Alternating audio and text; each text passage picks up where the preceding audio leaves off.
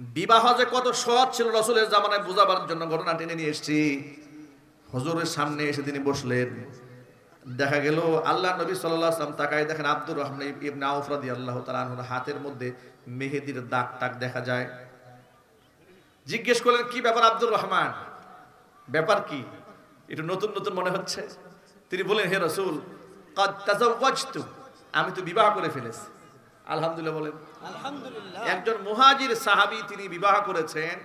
বিবাহ করে এসে রাসূলকে জানালেন যে আমি বিবাহ করেছি। আপনি একটু চিন্তা করেন, মানে বিবাহ বিষয়টা ছিল খুবই সহজ ইসলামের দৃষ্টিতে। আর আমরা হলে কি করতাম, যে আমার জামানায় বিবাহ হবে, আমার দেশের প্রধানমন্ত্রী দাওয়াত পাবে না, চেয়ারম্যান সাহেব দাওয়াত পাবে না, মেম্বার সাহেব দাওয়াত পাবে না, তা তো হবে না। মানে বিবাহ কি একটা জিনিস এমন কঠিন বানানো হয়েছে যে বেচারা কোনো মেয়ে যদি বিবাহ দিতে যায়, এই বাবা তার মেয়ের বিবাহের জন্য 1 বছর আগে থেকে বাজেট করা শুরু হয়ে যায়। কথা যদি বলেন ঠিক কিনা? এরপরে অমুকে বলে নাই, অমুকে নারাজ, তাকে বলা হয় নাই, সেই নারাজ, তারপরে বলা হয় নাই, সেই নারাজ। নারাজের কোনো শেষ নাই। যদি সে 1 লক্ষ মানুষকে খাওয়ায়, তারপরে সবার মন ভরতে পারবে না। কথা বলেন ঠিক কিনা? এটা হচ্ছে অবস্থা। ইসলাম বিবাহকে এত সহজ করেছে। আব্দুর রহমান ইবনে আউফ রাদিয়াল্লাহু তাআলা আনহুর মতো জান্নাতের সুসংবাদপ্রাপ্ত 10 জনের মধ্যে একজন বিবাহ করেছেন। বিবাহ করে এসে রাসূলকে বলেন, হে রাসূল, আমি কিন্তু বিবাহ করেছি। আল্লাহ নবী মাইন্ড করলেন না, হ্যাঁ তুমি বিবাহ করলে আমি জানলাম না কেন? কি বলেন? বলেছেন না? বলে কি বলেছেন শুনেন। আল্লাহর হাবিব বলেন, আউলিম ওয়ালাউ বিশাতিন, আব্দুর রহমান, বিবাহ যেহেতু করেছো, তুমি একটা ওলিমার আয়োজন করো, যদি একটা ছাগল দিয়ে হয়। জোরে কোন সুবহানাল্লাহ। বিবাহ যেহেতু হয়ে গেছে, একটা ওলিমা করো ছাগল দিয়া। এই জন্য বিবাহ করলে ছেলের বাড়িতে ওলিমা করা সুন্নাহ, কিন্তু মেয়ের বাড়িতে বড় অনুষ্ঠান করার কোন প্রকারের অনুমোদন ইসলাম দেয় নাই। মেয়ের বাবা যদি খুশি মনে, যদি ছেলে পক্ষকে কিছু খাওয়াতে মনে চায়, এটা তার ব্যক্তিগত ব্যাপার। সেটা না করে আপনি ডিমান্ড করে মেয়ের বাবাকে বলবেন, আমার তো আত্মীয় স্বজন একটু বেশি, তেমন কোনো চাওয়া পাওয়ার নাই, তবে 1000 মানুষ আমরা আসবো ইনশাল্লাহ। আছে কিনা জোরে কোন? মানে তেমন চাওয়া পাওয়া নাই, কিচ্ছু দিতে হবে না। আমরা কোনো এই সমস্ত চাওয়া পাওয়ার মধ্যে নাই। তবে ছেলে নতুন বিবাহ করেছে, একটা বাড়িও বানিয়েছে, ফার্নিচার নাই আর কি, তবে চাওয়া পাওয়া কিছু নাই। ছেলে বিদেশ যেতে চাচ্ছে, আমেরিকাতে 20 লাখ টাকা লাগে, চাওয়া পাওয়ার কিছু নাই। কি আছে না নাই? দেখেছেন আপনি, উনি চাচ্ছেন না, আবার ভান করতেছেন। চাওয়া এবং চাওয়ার ভান করা দুটোই হারাম। সবাই একটু জোরে বলেন তো কি? আরো চিল্লায় বলেন। চাবেনও না, চাওয়ার ভানও করতে পারবেন না। ইসলামে কোনো অনুমোদন দেওয়া হয় নাই। ইসলাম বিবাহকে এত সহজ করেছে, আর আমরা বিবাহকে এমন কঠিন বানিয়েছি। আহারে কঠিন, কত প্রকারের কঠিন। মেয়ে দেখতে যাবে, 10 গাড়ি গেছে। কি মিথ্যা কথা বলছি মনে হচ্ছে? মেয়ে বিবাহ গেছে, পুরা এলাকাবাসী দেখতে গেছে। কে কে গেছে দেখেন? ছেলের দুলাভাই গেছে, চাচাতো ভাই গেছে, বন্ধু বান্ধবরা গেছে, সব মিলে বসে মেয়ে বিবাহ করবে, এই মেয়েকে দেখতে গেছে। আচ্ছা, আপনারা একটু বিবেকবান মানুষ, মুমিন মুসলমান মাসআলা সকলের জানা আছে যে মেয়েটাকে আপনি বিবাহ করতে গিয়েছেন, ওই মেয়েটাকে আপনার ভাই দেখার অনুমোদন আছে না? আপনার দুলাভাই দেখার অনুমোদন আছে না? বন্ধু বান্ধবে দেখার অনুমোদন আছে? তাহলে 14 গোষ্ঠী নিয়ে গেলেন কেন? কেন নিয়ে গিয়েছেন আপনি? আপনি তো জিনা ব্যভিচারের দরজা নিজে ওপেন করে দিয়েছেন। ঠিক কিনা বলেন? আপনার বন্ধু বান্ধব নিয়ে আপনি পাত্রী দেখতে গেলেন, বন্ধুরা মনে মনে ভাবতেছে, আরে দোস্ত, এই বউটা যদি তোর না হয়ে আমার হইতো। কথা বলে না? মনে মনে আসবে কিনা জোরে কোন? নাকি সব ফেরেশতা? না না, মনে এগুলো কিচ্ছু আসবে না। যদি কেউ বলে আমার মনে কিচ্ছু আসে না, ওর মতো মিথ্যাবাদী পৃথিবীতে আর নাই। কথা বলেন ঠিক কিনা জোরে বলেন? ওটা মিথ্যাবাদী। বিবাহকে একদম ইসলামে সহজ করা হয়েছে। বিখ্যাত সাহাবী আব্দুর রহমান ইবনে আউফ রাদিয়াল্লাহু তাআলা আনহুর মতো ব্যক্তি বিবাহ করে এসে রাসূল সাল্লাল্লাহু আলাইহি ওয়াসাল্লামের সামনে এসে পেশ করে, ইয়া রাসূলুল্লাহ, বিবাহ করে ফেলেছে। হুজুর বলেন, আউলি ওয়ালাউ বিশাতিন, একটা ছাগল দিয়ে হলেও তুমি নিজের বিয়ের ওলিমাটা করায় নাও। এই জন্য আমরা অনুষ্ঠান করব ছেলের বাড়িতে, বলেন ইনশাআল্লাহ। এখানে বিবাহ করেন না এরকম যুবক আছে নাকি? 2-1 জন একটু হাত দেখি তো। যারা বিবাহ করেন নাই, দোয়া হবে আজকে স্পেশাল দোয়া, মুসাফিরের দোয়া আল্লাহর কাছে 100% কবুল। হাত তুলে না, দেখছেন? চিন্তায় আছে হুজুরের দোয়া যদি কবুল হয়ে বিয়ে হয়ে যায়, যদি প্রেম বন্ধ হয়ে যায়। ভালো করে তোলেন। মাশাআল্লাহ। আল্লাহ আমার যুবক ভাইদের জন্য তুমি দিনদার পাত্রীর ফয়সালা করে দাও, আমিন। জোরে কোন আমিন। আচ্ছা, বিবাহ করেছেন কারা কারা? এবার হাত দেখি তো। মাশাআল্লাহ, দেখেছেন আজকে কিন্তু বিবাহিতদের বাজার পুরো গরম। এই জন্য আওয়াজ কি একটু নরম হয়ে গেছে, এই জন্য নাকি বউয়ের চাপে? বিবাহিত ব্যক্তিরা বিজয়ী হয় পৃথিবীর সব জায়গায়, চিল্লায় বলতে হবে, ঠিক কিনা বলেন? আল্লাহ তাআলা অবিবাহিত ব্যক্তিদেরকেও বিবাহ করে সুন্দর জীবন যাপন করার তৌফিক দান করে, জোরে কোন আমিন। আচ্ছা, কিছু কিছু ক্ষেত্রে দেখা যায় ছেলেরা বাপ মার কথা মানতে চায় না, এরকম হয় না এক সময়? আমার কাছে আমার খুব এক ঘনিষ্ঠ মুসল্লি এসে আমাকে একদিন বলছে, হুজুর আপনি আমাকে একটা তাবিজ দেন আমার ছেলের জন্য। আমি বললাম, কেন, কি হয়েছে? ছেলে এত অবাধ্য ছেলে যে ছেলে আমার কথা শোনে না, ওর মার কথাও শোনে। আমার একমাত্র ছেলে রাত বিরাত বাড়ি ফিরে, কখনো রাত 2টায় আসে, কখনো 3টায় আসে, কখনো রাত্রে বাড়ি ফেরেই না। আমরা ছেলে কিনে হতাশ, হুজুর এত টেনশনে আছি, একটা মাত্র ছেলে আমার। আপনি একটা তাবিজ দেন যাতে করে আমার ছেলেটা ভালো হয়ে যায়, বাপ মার সঙ্গ দেয়, বাপ মার কথা মান্য করে। আমি তাকে বললাম, ভাই বলে সম্বোধন করি তাকে, বয়স আমার অনেক বড় সিনিয়র। তাকে বললাম, ভাই আপনি এক কাজ করেন, তাবিজের কোনো দরকার নাই, আমি একটা আমল শিখে দিই, আপনি আমলটা করেন। বলে, কি আমল হুজুর? আমল হচ্ছে আপনি আপনার ছেলেটাকে বিবাহ করায় দেন। এ কথা শোনার পরে সে আমাকে কি বলেছিল জানেন? হুজুরে আপনি এটা কোনো কথা বললেন? আমার ছেলে বয়স মাত্র 21 বছর, ইউনিভার্সিটিতে পড়ে, আর আপনি বললেন বিবাহ করাই দেবো, তো ওর ভবিষ্যৎটা কি হবে, ওর ফিউচারটা কি হবে, ওর ক্যারিয়ারটা কি হবে? আমি বললাম, ভাই ক্যারিয়ারের কথা বলতে বলতে ছেলের ক্যারেক্টারটা আপনি শেষ করে দিচ্ছেন। কথা বলেন ঠিক কিনা, জোরে বলেন। ক্যারিয়ারের কথা বলে ক্যারেক্টার শেষ। আমি যা বললাম সেটাই করেন, তাবিজ কবজের দরকার নাই। আমি যা বলেছি জেনে শুনে বলেছি, বুঝে শুনে বলেছি, আপনি আমলটা করুন। তিনি আমার কথা নিয়ে বাড়িতে গিয়ে স্ত্রীর সাথে পরামর্শ করলেন, ওই ছেলের মার সাথে। ছেলের মা বলল, হুজুর তো খারাপ কিছু বলে নাই, তাহলে দেখি আমাদের একমাত্র ছেলে, আমরা একটা পাত্রী দেখে বিবাহ করাই দিই। তারা বিভিন্ন জায়গায় খোঁজখবর নিল, সপ্তাহখানেকের মধ্যে তারা পাত্রী একটা সিলেক্ট করে আমাকে দাওয়াত দিল। আমি যেতে পারি নাই বিবাহের অনুষ্ঠানে। বিবাহ হয়ে গেল। হয়ে যাওয়ার কিছুদিন পরে আমি ব্যক্তিগতভাবে তাকে ফোন করেছি। ফোন দিয়ে জিজ্ঞেস করলাম, ভাই ছেলের কি অবস্থা? বলে, হুজুর কি বলবো, 3 দিন ধরে ঘরের দরজাই খোলে না। যে ছেলে বাড়িতে আসে না, তাবিজ চাচ্ছে বাবা আমার কাছে, সেই ছেলে 3 দিন ধরে ঘরের দরজাই খোলে না। বুঝতে পেরেছেন কোন তাবিজ দরকার ছিল?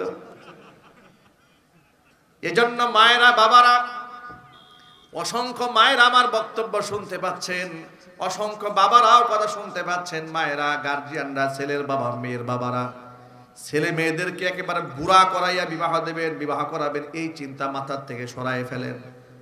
ক্যারিয়ার করতে করতে অসংখ্য যুবর ক্যারেক্টার শেষ হয়ে যাচ্ছে, অসংখ্য মেয়েদের চরিত্র বরবাদ হয়ে যাচ্ছে।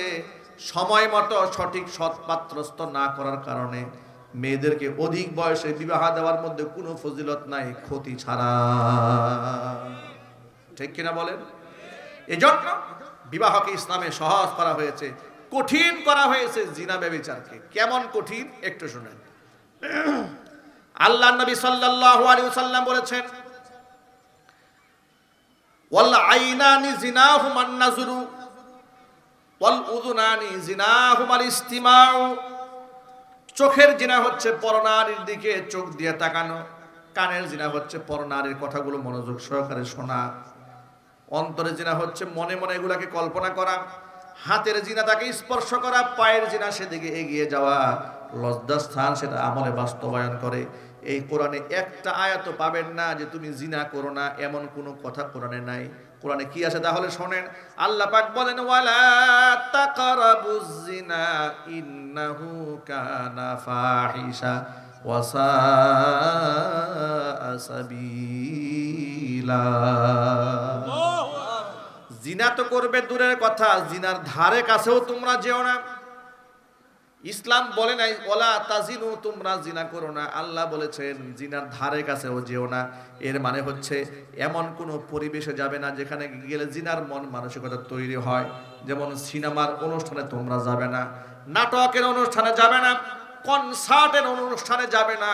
কনসার্টে গেলে মানুষ জিনা বেবিচারের দিকে মুবতালা হয়ে যায়। যে সমস্ত অনুষ্ঠানে মেয়েরা বেপর্দা, বেহায়াপনা, বেলাল্লাপনা করে ঘুরে বেড়ায়, ওই পরিবেশের মধ্যে যাওয়া যাবে না। আবার যে জায়গার মধ্যে বেগানা পুরুষের আনাগোনা আছে, সেই জায়গায় বেগানা নারীরাও আনাগোনা করবে না। জোরে বলেন সুবহানাল্লাহ। ইসলামে পর্দার এই গুরুত্ব, এত গুরুত্ব সহকারে দেওয়া হয়েছে। এক অন্ধ সাহাবী, তার নাম আব্দুল্লাহ ইবনে উম্মে মাকতুম রাদিয়াল্লাহু তাআলা আনহু, একদিন নবী করিম সাল্লাল্লাহু আলাইহি সাল্লামের বাড়িতে এলেন। হুজুরের দুই স্ত্রী উম্মে সালামা রাদিয়াল্লাহু তাআলা আনহা এবং মাইমুনা রাদিয়াল্লাহু তাআলা আনহা দুজনে দাঁড়িয়ে ছিলেন। এমন সময় নবীজি সাল্লাল্লাহু আলাইহি সাল্লামের কাছে আব্দুল্লাহ ইবনে উম্মে মাকতুম রাদিয়াল্লাহু তাআলা আনহু এলেন। তখন পর্দার আয়াত নাযিল হয়েছে। আল্লাহ নবী সাল্লাল্লাহু আলাইহি সাল্লাম তার স্ত্রী দ্বয়কে বললেন, ইহতাজিবা মিনহু, তোমরা এই সাহাবী থেকে পর্দার আড়ালে চলে যাও। উম্মে সালামা তখন রাসূলকে বললেন, আলাইসা হুয়া আমা, হে আল্লাহর রাসূল, সে তো অন্ধ মানুষ, লা ইউবসিরুনা ওয়া লা ইয়ারিফুনা, সে আমাদেরকে দেখতেও পারবে না, চিনতেও পারবে না। আল্লাহ নবী সাল্লাল্লাহু আলাইহি সাল্লাম নিজের স্ত্রীদেরকে বললেন, আফা আমিয়া ওয়ানি আনতুমা আলাস্তুমা তুবসিরানিহি, সে তো অন্ধ, তোমাদেরকে দেখতে পাবে না, কিন্তু তোমরা কি অন্ধ নাকি? তোমরা কি তাকে দেখবে না? আল্লাহু আকবার বলেন। ইসলামে পর্দার ব্যাপারে এত কঠোরতা আরোপ করা হয়েছে, সেই জায়গার মধ্যে অবাধ ছেলে মেয়েদের মেলামেশা ইসলামের দৃষ্টিতে শুধু হারামি নয়, জঘন্যতম কবিরা গুনাহ। জিনা ব্যভিচারকে ইসলামের দৃষ্টিতে এত ভয়ঙ্কর ভাবে নিষেধ করা হয়েছে। আল্লাহর নবী বলেন, মিরাজ রজনীতে আমাকে যখন নিয়ে যাওয়া হচ্ছে, অসংখ্য নারী পুরুষদেরকে আমি দেখেছি জাহান্নামের আগুনের মধ্যে তাদেরকে জ্বালিয়ে পুড়িয়ে খাক বানিয়ে দেওয়া হচ্ছে। বিরাট বড় একটা উনুন, বিরাট বড় একটা চুলার মধ্যে এদেরকে ঢুকায় দেওয়া হয়েছে। জাহান্নামের আগুনের তাপে বলকাতে এদের দেহগুলো উপরে চলে আসে। আবার ফেরেশতারা পিটায় নিচে নামায়। এই ভয়াবহ দৃশ্য দেখার পরে আমি অবাক বিস্ময়ে জিব্রাইলকে জিজ্ঞেস করেছিলাম, জিব্রাইল, এরা কারা? জিব্রাইল বলেছেন, হে আল্লাহর রাসূল, এরা হচ্ছে আপনার উম্মতের ওই সমস্ত ব্যক্তি, নারী এবং পুরুষ যারা বিবাহ বহির্ভূত অবৈধ যৌন মিলন করেছে। জোরে কোন নাউযুবিল্লাহ। ইসলামে জিনা ব্যভিচারকে হারাম করা হয়েছে, একাধিক বিবাহকে জায়েজ করা হয়েছে, কোন কোন ক্ষেত্রে ফজিলতের কথা বলা হয়েছে। জোরে কোন আল্লাহু আকবার। অথচ জিনা ব্যভিচারকে আমরা সস্তা বানিয়ে ফেলেছি। বয়ফ্রেন্ড, গার্লফ্রেন্ড, বান্ধবী, বন্ধু, এমনটাই বানানো হয়েছে। স্বৈরাচারের আমলে শিক্ষা সিলেবাসের মধ্যে দিয়ে দেওয়া হয়েছিল, এসো বন্ধু হই চ্যাপ্টার। এই চ্যাপ্টারের মধ্যে বাচ্চাদেরকে ক্লাস 6-7 শেখানো হয়েছে একটি ছেলে একটি মেয়ে একসাথে লেখাপড়া করে। বন্ধুত্বের খাতিরে যদি কোনো ছেলে কোনো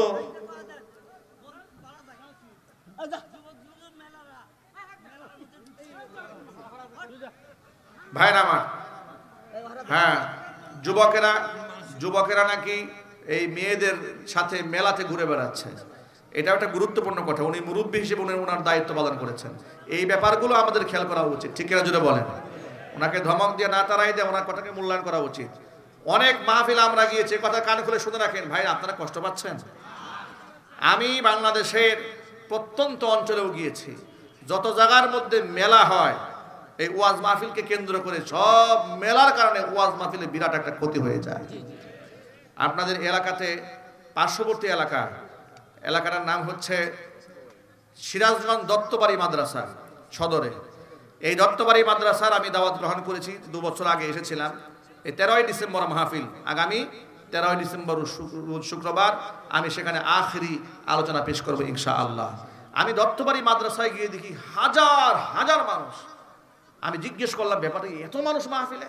তারা বলে, হুজুর, আমাদের মাহফিল উপলক্ষে একটি চায়ের দোকান দেওয়াও আইনত আমাদের এলাকাবাসী নিষিদ্ধ করে দিয়েছে। মাহফিলের দিন কোনো চায়ের দোকান চলবে না, মাহফিল শেষ হবে পরের দিন থেকে মেলা হবে 1 সপ্তাহ। খুব মজার ব্যাপার না, যে মাহফিলের দিনে কোনো মেলা হবে না, কোনো চায়ের দোকানে বসবে না। যার ধরুন রাস্তাঘাটে এখানে সেখানে আড্ডা মারবে এর কোনো সুযোগ নেই, সব মানুষ মাহফিলে আসছে। কি পরিমাণ লোক, যে তিল ফেলবেন যে মনে হচ্ছে মাথার উপর গিয়ে পড়বে, পায়ে পড়বে না, এত মানুষ এখানে হয়েছে। আপনারা নেক্সটে যখন প্রোগ্রাম করবেন এই ব্যাপারে খুব সতর্ক থাকবেন যে ওয়াজ মাহফিলে যেন দোকানপাটে কোরআনের মঞ্চের কোনো পরিবেশ নষ্ট না করে।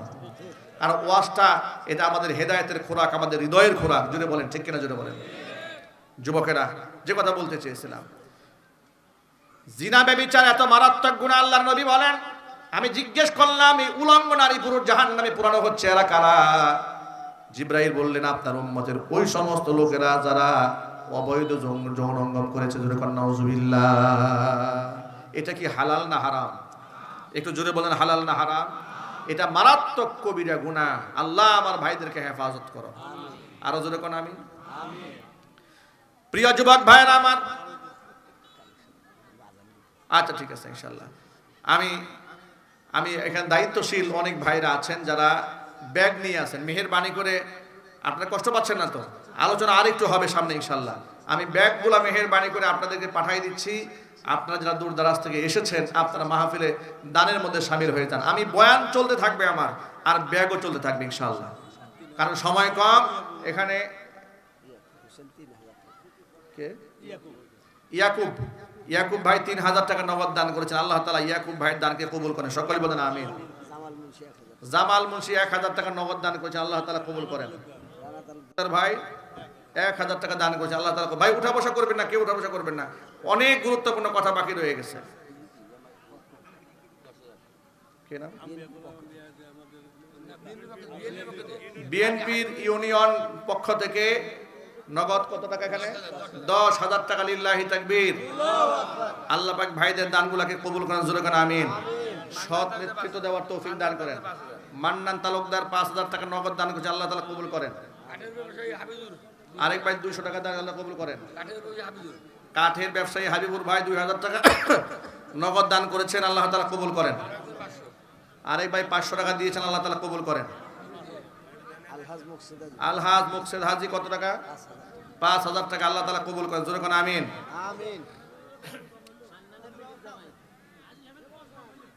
হ্যাঁ, কম হয়ে গেছে। আচ্ছা ভাই, এখানে ওযুর ব্যবস্থা আছে, আপনার নামাজও পড়তে পারেন, সেই ব্যবস্থা হবে ইনশাআল্লাহ। বিশিষ্ট ব্যবসায়ী গোলাম মুস্তফা ভাই 5000 টাকা দান করেছে। আল্লাহ ভাইয়ের দানকে কবুল করেন, ব্যবসা বাণিজ্য কবুল করেন। আরেক ভাই 500 দিয়েছে। আল্লাহ কবুল করেন। হ্যাঁ, এক বোন 500 টাকা দিয়েছে। আল্লাহ তাআলা কবুল করেন। আমি আপনাদের জন্য একটা সুসংবাদ দিয়ে দিই, শোনেন। এই যে আমি গোটা বাংলাদেশ ঘুরে দেখেছি যে অনেক সময় মা বোনদের ছেলে মেয়ে হয় না। ছেলে মেয়ে না হলে তারা মাজারে গিয়ে সেজদা দেয়। এটা হালাল না হারাম? একটু জোরে বলতে হবে। পীরের পায়ে, আলেমের পায়ে সেজদা দেওয়া হালাল না হারাম? সন্তান দেওয়ার একমাত্র মালিককে। আমার লিখিত একটা বই আছে বাজারে, এই বইটা রমজান কেন্দ্রিক লেখা হয়েছে, রমজানের মাসালা। কিতাবের শেষে আমি আমলগুলো দিয়ে দিয়েছি, যে আমল করলে আল্লাহ তাআলা সন্তান দান করেন। এমন কিছু আমল আছে, আমাদের ম্যাডামের জন্য দোয়া করেন ইনশাআল্লাহ। হ্যাঁ জি ইনশাআল্লাহ, ঠিক আছে। হ্যাঁ, যে আমল করলে সন্তান পাওয়া যায়, এমন কিছু আমল আছে যে আমল করলে সন্তানরা পিতামাতার বাধ্যগত হয়ে যায়। এমন কি যে আমলগুলো করলে আল্লাহ তাআলা ঋণের বোঝা হালকা বানায় দেন। এই ধরনের আমল এই বইয়ের মধ্যে আছে। দোয়া হওয়ার পরে আপনার ড্রাইভারের সাথে যোগাযোগ করে, স্টেজেও বইগুলো আছে, আপনার নিয়ে যেতে পারবেন ইনশাআল্লাহ। উম্মতের হেদায়েতের জন্য আল্লাহ কিতাবটা কবুল করেন। জোরে বলেন আমিন। নাও এই বইটা রেখে দাও। আলিমউদ্দিন ভাই 500 টাকা দিয়েছেন। আল্লাহ তাআলা কবুল করেন। আবুল কালাম ভাই নগদ 2000 টাকা দান করেছেন। আল্লাহ তাআলা ভাইয়ের দানকে কবুল করেন। জোরে বলেন আমিন। আর কোন ভাই আছেন? ভাই রওশন আলী ভাই 1000 টাকা দান করেছেন। আল্লাহ তাআলা ভাইয়ের দানকে কবুল করেন। ও বইয়ের দাম মাত্র 100 টাকা। ভাই যারা বই নিতে চাচ্ছেন স্টেজ থেকে সংগ্রহ করতে পারবেন। আপনারা মা বোনদেরকেও বইটি হাদিয়া দিবেন। রমজান মাসে অনেক ব্যাপক হারে আপনাদের কাজে লাগবে ইনশাআল্লাহ। হ্যাঁ, আমার মা বোনদেরকে বলছি, হাফিজাহুল্লাহর মতো জগৎ বিখ্যাত আলেমকে নিজের বউকে ধর্ষণ করেছে এমন অজুহাত দিয়ে 3টা বছর পাশবিক নির্যাতন চালিয়েছে। এমন অসংখ্য আলেম ওলামা যাদের উপর টর্চার করা হয়েছে। আল্লামা সাঈদী রাহিমাহুল্লাহর মতো এমন জগৎ বিখ্যাত একজন কোরআনে কারীমের দায়ী, এমন একজন কোরআনে কারীমের পাখি যাকে ডাকা হতো, কোরআনের পাখি বলা হতো, যার তাফসীর শোনার জন্য হাজারো লাখো মানুষ জড়ো হতো, তাকে ধর্ষণ মামলা, মানবতা বিরোধী অপরাধী কত কিছু বলে মানুষের সামনে তারা হেয় পন্ন করার চেষ্টা করেছে, প্রতিপন্ন করার চেষ্টা করেছে। এমনকি তারকে শাহাদাত বরণের পরেও তার লাশটা নিয়েও সিনেমের খেলা হয়েছে। জানাজার নামাজ পড়তে মানুষকে পদে পদে বাধা দিয়েছে। যারা আলেমদেরকে অশ্রদ্ধা করতে চেয়েছে, আল্লাহ তাআলা এদেরকে জুতার মালা পরিয়ে চোরের মতো রাষ্ট্র থেকে ভাগিয়ে দিয়েছে। সুতরাং পুনঃসংস্কারের মধ্যে এটা খেয়াল রাখতে হবে, অন্তর্বর্তীকালীন সরকারের যে সমস্ত অপকর্ম তারা স্বৈরাচারীরা করেছিল, সমস্ত ইসলাম বিদ্বেষী কর্মকাণ্ডকে মুছে ফেলে দিয়ে নতুন করে ইসলামের ধাঁচে, ইসলামের সাজে আমরা এই রাষ্ট্রকে গঠন করব। আমরা বলি ইনশাআল্লাহ। যুবকেরা প্রস্তুত আছেন তো ইনশাআল্লাহ? যুবক ভাইদেরকে ছোট্ট করে বলে দেই, নিজেকে আড়াল করে রাখার আর সুযোগ নাই। জিহাদ থেকে আপনি নিজেকে গুটায় রাখতে চাবেন, আপনি পারবেন না। শত্রু আপনার দরবারে এসে আপনার হাতছানি দিচ্ছে বারবার যুদ্ধের জন্য। গোটা দেশের মধ্যে অশান্ত পরিবেশ তৈরি করার জন্য পার্শ্ববর্তী দেশ ভারত ইতোমধ্যে প্রস্তুতি নিয়েছে রাষ্ট্রের সাথে এই দেশটাকে ছিন্ন বিচ্ছিন্ন করে দেওয়ার জন্য।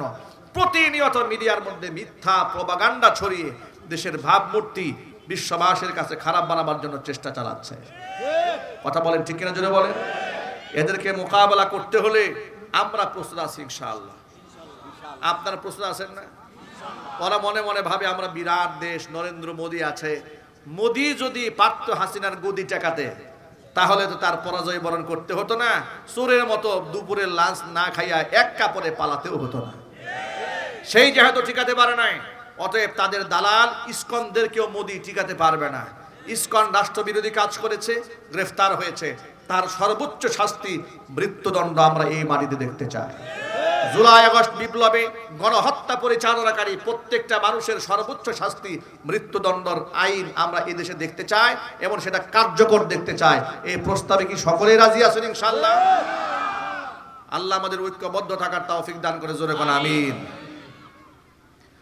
যুবক ভাইদের উদ্দেশ্যে মূল কথায় ফিরে আসি। বিবাহকে একেবারে সহজ করে দেওয়া হয়েছে ইসলামে, কিন্তু জিনা ব্যভিচারকে মারাত্মক কঠিন বানিয়ে দেওয়া হয়েছে। আইসারুহুম মাউনাতান, যে বিবাহের মধ্যে যত খরচ কম হবে আল্লাহ রাব্বুল আলামিন ওই বিবাহের মধ্যে তত বরকত ঢেলে দিবে। কারেন্ট আসছে? আচ্ছা, তাহলে কারেন্ট দিয়ে দেন। আপনারা একটু চিন্তা করে দেখেন ভাই,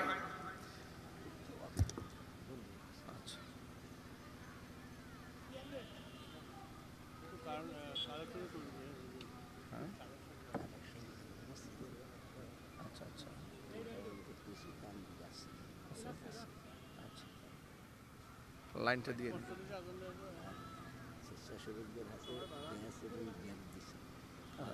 বলে দেবো।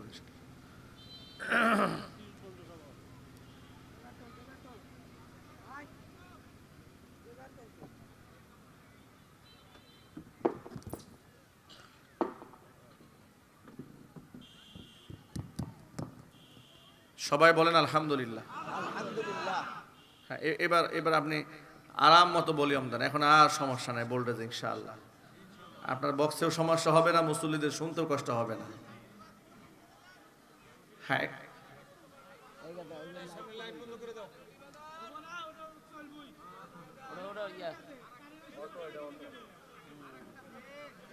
থাক, এগুলা বন্ধ করতে গেলে আরো ক্যাচাল, এখন পরে মাহফিলে টাইম শেষ হয়ে যাবে। থাক, আগে একটু সাউন্ড ঠিক করে ভাই, ভলিউম দেন। এখন ভলিউম, এখন তার অজুহাত নাই।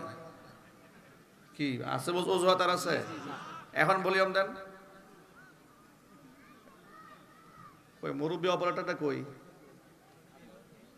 এই এসে বসছে সিনিয়র। মুরব্বী না আসলে কাজ হবে না, বাচ্চা দিয়ে সব কাজ হয় না। হ্যাঁ, একটু ভলিউম দেন। মাশাআল্লাহ। ভিতরে আওয়াজ কি স্পষ্ট শোনা যাচ্ছে? এখন মাইকের আওয়াজ আছে ভাই? এই পাশ থেকে আওয়াজ শোনা যায়? ডান পাশ থেকে? লিল্লাহি তাকবীর, লিল্লাহি তাকবীর। মাশাআল্লাহ। এখন আপনারা এখন রিল্যাক্স হয়ে যান ইনশাআল্লাহ। আলহামদুলিল্লাহ বলেন। যুবকেরা, যে কথা বলতে চেয়েছিলাম, বিবাহের মধ্যে খরচ কমাতে হবে, আনুষাঙ্গিক যত কুসংস্কার আছে সব বন্ধ করতে হবে। আব্দুর রাহমানুল্লাহ তাআলা আনহুর কথা বলছিলাম। সাহাবায়ে কেরামের মধ্যে এত ধনী একজন সাহাবী ছিলেন আব্দুর রহমান ইবনে আউফ। তিনি মক্কা ছেড়ে হিজরত করে যখন মদিনায় গেলেন, তখন তিনি নিঃস্ব ছিলেন, ঠিক কিনা জুড়ে বলেন? কারণ তিনি তো বাড়িঘর, ব্যবসা বাণিজ্য, টাকা পয়সা সব ফেলে মদিনায় গেছেন। মদিনায় যাওয়ার পরে নবী সাল্লাল্লাহু আলাইহি সাল্লাম একজন আনসারী সাহাবীর বাড়িতে তাকে থাকার জন্য দিয়েছেন। তিনি ব্যবসায়িক মানুষ, খুব ব্রিলিয়ান্ট মানুষ। তিনি সেখান থেকে বের হলেন। ঘর থেকে বের হওয়ার পরে জিজ্ঞেস করলেন, আচ্ছা তোমাদের বাজার কোন দিকে? ব্যবসায়ী মানুষ তো ঘরে বসে থাকতে ভালো লাগে না। বলে বাজার কোন দিকে? বলে বাজার এই দিকে। যাচ্ছে, গিয়ে দেখে এক ব্যক্তি ঝুপড়ির মধ্যে কিছু পণ্য নিয়ে ফুটপাতে বসে আছে, বিক্রি করতে পারছে না। জিজ্ঞেস করলেন, বাবা তোমার এগুলোর দাম কত? বলে এত টাকা। তুমি কি আমার কাছে বাকিতে বিক্রি করবে? আমি বাজার শেষ হয়ে গেলে তুমি টাকাটা পাবে? বলে নিশ্চয়ই পাবো। এরপরে তিনি বাকিতে পুরা পণ্যটাই খরিদ করে ফেললেন। আল্লাহ তাআলা তার মধ্যে ব্যবসার এমন মেধা দান করেছিলেন, ওই যে সারাদিন বসে ঝুপড়ির মধ্যে নিয়ে বসে আছে, কিছুই বিক্রি করতে পারে না, তার মানে আছে বয়ানের করার যোগ্যতা, না আছে বলার যোগ্যতা।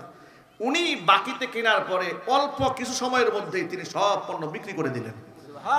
বিক্রি তো করলেন, তার কাছে যে মূল্যে তিনি খরিদ করেছেন তার ডাবল মূল্যে বিক্রি হয়ে গেল। এখন তার 50% তার ব্যবসার পুঁজি হয়ে দাঁড়ালো। এই পুঁজি দিয়ে পরের দিন আবার পণ্য কিনলেন, আবার ব্যবসা শুরু করলেন। গোটা মদিনার বাজারে অবস্থা এমন হলো, গোটা মদিনার প্রত্যেকটা মানুষের মুখে মুখে আব্দুর রহমান ইবনে আউফের নাম ছড়ায় পড়লো। কাস্টমাররা সব সিরিয়ালে ভিড় করে একজন ব্যক্তির দোকানে। আল্লাহ নবী সাল্লাল্লাহু আলাইহি ওয়াসাল্লাম শুনতে পেলেন, আল্লাহর হাবিব তার জন্য ব্যবসায় বরকতের দোয়া করলেন।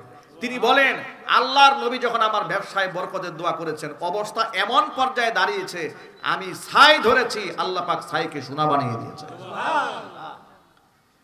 এই আব্দুর রহমান ইবনে আউফ রাদিয়াল্লাহু তাআলা আনহু একদিন রাজুলের কাছে আসলেন।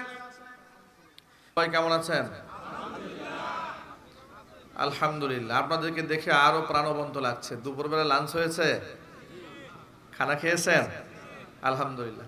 দাঁড়ানো ভাইরা মেহেরবানি করে বসে যান, সুন্দর জায়গা আছে, পরিবেশটা সুন্দর আছে মাশাআল্লাহ। বসে পড়েন, বসে পড়েন। অপারেটর ভাই আরো ভলিউম লাগবে, হ্যাঁ স্টেজে ভলিউম একটু দূর থেকে যেন কথা বলা যায়। লিফট টাচ করে তো কথা বলা কষ্ট হয়ে যাবে, যেন একটু মুখটা সরায় কথা বলা যায় মাউথ পিস থেকে।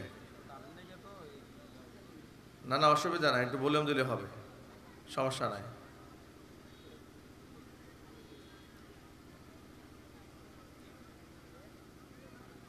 দিনের বেলায় কর্মমুখর মানুষ, ব্যস্ততা ফেলে দিয়ে আপনারা কোরআনের ময়দানে এসেছেন। ইনশাআল্লাহ আল্লাহ তাআলা কাউকে খালি হাতে ফেরাবেন না, ইনশাআল্লাহ। আমরা আল্লাহর কাছে দৃঢ় বিশ্বাস রাখি, আল্লাহ আমাদেরকে ফিরিয়ে দেবেন না। এই বিশ্বাস কি আল্লাহর উপর আছে আমাদের? কার কার আছে? হাত দেখি তো। মাশাআল্লাহ, আল্লাহ কবুল করেন। মনের মধ্যে কেউ এই শঙ্কা রাখবেন না যে আমার দোয়াটা কি আল্লাহ কবুল করে কিনা। করতেও পারে, নাও করতে পারে। না, আল্লাহর কাছে চাওয়ার সময় 100% প্রত্যাশা নিয়ে চাইতে হয় যে পৃথিবীর সকলকেও যদি আল্লাহ ফিরিয়ে দেন, আমাকে ফিরিয়ে দিবেন, এরকম একটা আল্লাহর উপর ভালোবাসা নিয়ে, মহব্বত নিয়ে, সওয়াব প্রাপ্তির আশায়, নিয়ামত প্রাপ্তির আশায় আল্লাহর কাছে চাইতে হয়। সেই দোয়াটা আল্লাহ তাআলা কবুল করেন। এই জন্য আমরা আজকে বিশ্বাস করি যে ইনশাআল্লাহ এই মাহফিলের মাধ্যমে আল্লাহ তাআলা আমাদের হেদায়েত দেবেন ইনশাআল্লাহ। অপারেটর ভাই এইগুলোতে আওয়াজ দেন, বক্সগুলোতে, যাতে আমরা আওয়াজ পাই। একটু লাল চা খাওয়াই না আমাকে, হ্যাঁ একটু এখনই ব্যবস্থা করেন।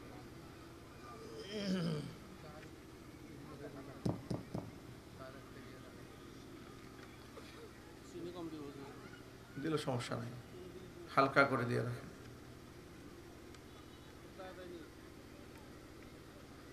এই মাহফিলগুলোকে মূল্যায়ন করা উচিত। মাহফিল শুনলে ফায়দা হয় কিনা ভাই বলেন তো? আপনাদের কি মনে হয়, ওয়াজ শুনলে ফায়দা হয় না?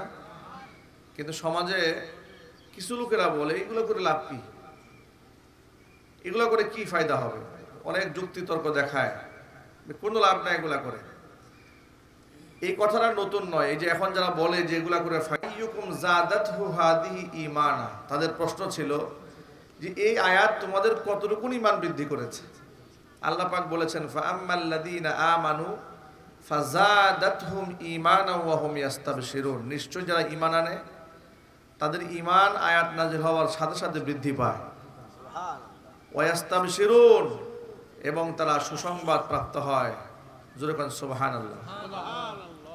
সুতরাং আল্লাহ তাআলা যেন আমাদের কোরআনে কারীম থেকে শিক্ষা গ্রহণ করে আলোকিত হওয়ার তৌফিক দান করেন। আমি আবারও দৃষ্টি আকর্ষণ করছি যে সমস্ত ভাইরা ভলান্টিয়ারের দায়িত্বে আছেন, তারা ছাড়া বাকি যারা আছেন সকলে আপনারা স্টেজ এবং প্যান্ডেল এসে শামিল হয়ে যান। অসংখ্য মা বোনেরাও তারা আজকে মাহফিলে আগমন করছেন, অনেকে করেছেন।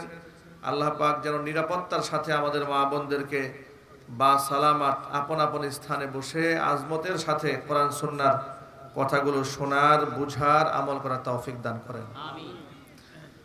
আলহামদুলিল্লাহ আলহামদুলিল্লাহি নাহমাদুহু ওয়া নাস্তাঈনুহু ওয়া নাস্তাগফিরুহু ওয়া নু'মিনু বিহি ওয়া নাতাওয়াক্কালু আলাইহি ওয়া নাউযু বিল্লাহি মিন শুরুরি আনফুসিনা ওয়া মিন সাইয়্যাতি আ'মালিনা। من يهده الله فلا مضل له ومن يضلله فلا هادي له ونشهد أن لا إله إلا الله وحده لا شريك له ونشهد أن سيدنا ونبينا وحبيبنا وشفيعنا ومولانا محمدا عبده ورسوله الذي أرسله بالحق بشيرا ونذيرا وداعيا إلى الله بإذنه وسراجا منيرا. أما بعد فأعوذ بالله من الشيطان الرجيم. بسم الله الرحمن الرحيم.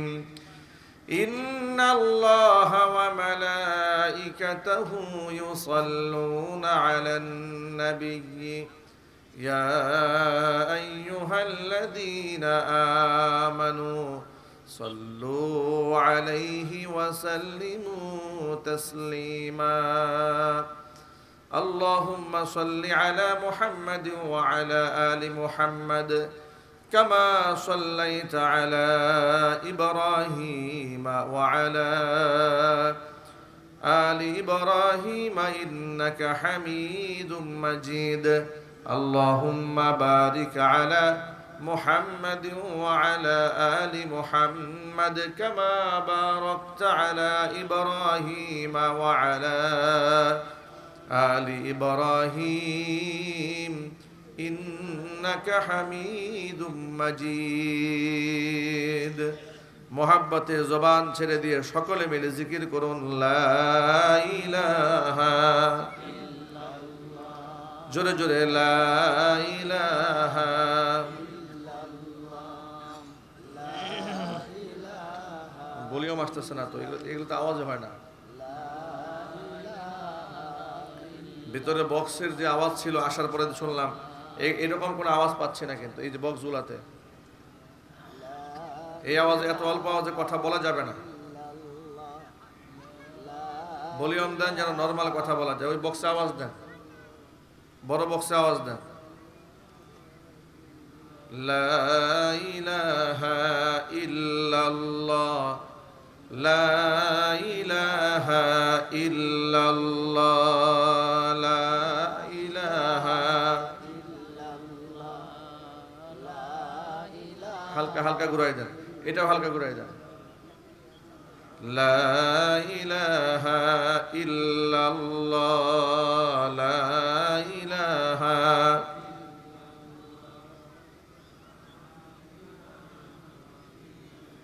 লা ইলাহা ইল্লাল্লাহ লা ইলাহা ইল্লাল্লাহ লা ইলাহা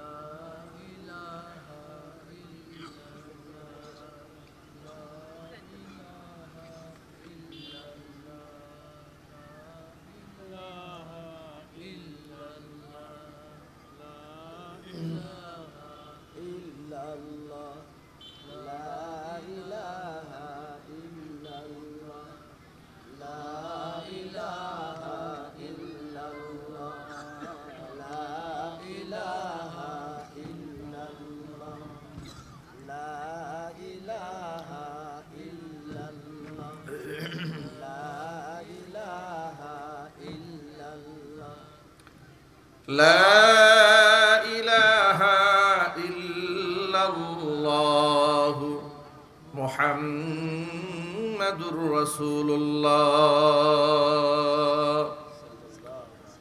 সাল্লাল্লাহু আলাইহি ওয়াসাল্লাম। ঐতিহ্যবাহী সিরাজগঞ্জ জেলার অন্তর্গত পাঁচলিয়া রানীনগর নতুন জামে মসজিদের উন্নতিকল্পে বার্ষিক ওয়াজ মাহফিলের শেষ অধিবেশনের সম্মানিত সভাপতি হযরত মাওলানা মোহাম্মদ রফিকুল ইসলাম সাহেব পেশ ইমাম অত্র মসজিদ, আল্লাহ তাআলা তার নেক হায়াত দারাজ করুন। আজকের মাহফিলের সম্মানিত প্রধান অতিথি জনাব মোহাম্মদ গোলাম আম্বিয়া, সভাপতি হাটি কুমরুল ইউনিয়ন বিএনপি, আল্লাহ রাব্বুল আলামিন তারও নেক হায়াত দারাজ করুন। এছাড়াও আমন্ত্রিত বিশেষ অতিথিবৃন্দ, হাজরাত, উলামায়ে কেরাম, মুরব্বিয়ানে আযম, অত্র এলাকা এবং পার্শ্ববর্তী এলাকার বিভিন্ন প্রান্ত থেকে ছুটে আসা দিনদরদি, ইমানদার, পরহেজগার, মুত্তাকি মুসলিম ভাইয়েরা, পর্দার অন্তরালে অবস্থানরত আমাদের সকলের শ্রদ্ধাভাজন পর্দানিশীন মা এবং বোনেরা, মহান আল্লাহ রাব্বুল আলামিনের দরবারে আলিশানে লাখ কোটি শুকরিয়া আদায় করছি যে মহান মনিব আমাদেরকে জগদ্দল পাথরের মতো গোটা জাতির উপরে চেপে বসা লেডি ফেরাউনের ষড়যন্ত্র থেকে, দুঃশাসন থেকে, জুলুম থেকে, নির্যাতন থেকে জুলাই আগস্টের বিপ্লবের মাধ্যমে মুক্তি দান করে স্বাধীন চেতা মন নিয়ে হাজার হাজার মানুষ একত্রিত হয়ে কোনো প্রকারের পিছুটান না রেখে কোরআন সুন্নাহ থেকে আলোচনা করার, আলোচনা শোনার সুবর্ণ সুযোগ করে দিয়েছেন। এই জন্য আপনারা খুশি না বেজার? কম না বেশি? উচ্ছ্বসিত কণ্ঠে খুশি মনে মন প্রাণ উজাড় করে আল্লাহ পাকের শেখানো ভাষায় শুকরিয়া আদায় করছি। জবান ছেড়ে দিয়ে সকলে একযোগে বলছি আলহামদুলিল্লাহ। রব্বানা লাকাল হামদ হামদান কাসীরা তাইয়িবান